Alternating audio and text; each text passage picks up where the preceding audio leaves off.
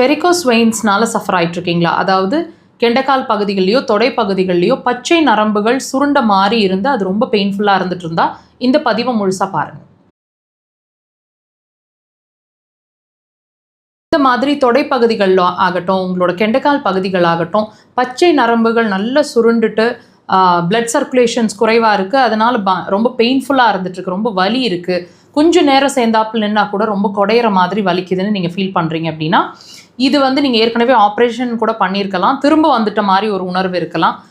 இது ஏன் வந்திருக்கு, நம்ம என்ன தவறு செய்கிறோம், திரும்ப வர்றதுக்கு என்ன காரணம், அல்லது இது வந்ததுக்கே என்ன காரணம், இதுக்கு தீர்வு ஏதாவது இருக்குமா அப்படிங்கிறத இந்த பதிவை முழுசாக பாருங்கள். கண்டிப்பாக உங்களுக்கு ஒரு கிளாரிட்டி கிடைக்கும். இந்த விஷயத்தை பொறுத்தவரைக்கும் வெரிகோஸ் வெயின் வந்ததுக்குன்னு காரணம் அப்படின்னு சொல்லப்படுறது அக்குபஞ்சர் ரீதியில் கல்லீரல் அல்லது பித்தப்பை ரெண்டுலேயும் எய்தர் ஆர்கன்லேயோ அல்லது ரெண்டுலேயுமே ப்ராப்ளம் இருந்தால் இந்த வெரிகோஸ் வெயின்ஸ் வருது அப்படின்னு சொல்லப்படுதுங்க. இந்த வெரிகோஸ் வெயின்ஸ் இருக்கிறவங்களுக்கு கண்டிப்பாக டைஜஷன் சார்ந்த பிரச்சனை இருக்கும்.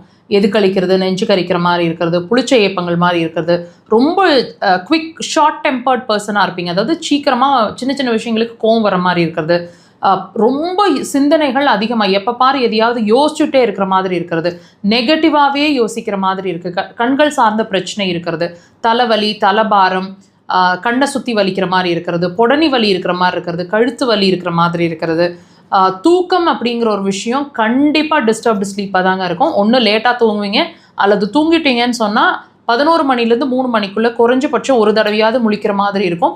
இந்த டைம்குள்ளே கண்டிப்பாக உங்களோட முழிப்பு இருக்கும். ஸோ இது எல்லாமே சின்ன சின்ன விஷயங்கள் நீங்கள் ஈஸியாக உங்களை நீங்கள் டயக்னோஸ் பண்ணிக்கிற மாதிரி விஷயங்களை நாங்கள் சொல்லியிருக்கிறோம்.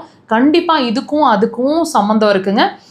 நீங்கள் ஒரு பிரச்சனைக்கு சொல்யூஷன் தேட போகிறீங்க, ஆனால் அந்த பிரச்சனை ஏன் திரும்ப வருது அப்படிங்கிறதுக்கான விஷயமும் இதுதான். நம்ம நினைக்கிறது பிரச்சனை, நம்ம பார்க்குறதோ நம்ம உணர்றதோ பிரச்சனை இல்லை. அஃப்கோர்ஸ் அதுவும் கன்சிடரேஷனுக்குள்ளே வரணும், அதையும் நம்ம சரி பண்ணணும். எப்போ அதோட காரணம் என்னன்னு தெரிஞ்சு அதை நீங்கள் ட்ரீட் பண்ணால் மட்டும்தான் இது வந்ததுக்கான காரணம் நம்ம சரி பண்ண முடியும், திரும்ப வராமையும் பார்த்துக்க முடியும். ஒரு கிளாரிட்டி கிடைச்சிருக்குன்னு நம்புகிறேன். இதுக்கான சிறந்த தீர்வு அப்படின்னு சொல்லப்படுறது அக்குபஞ்சருங்க.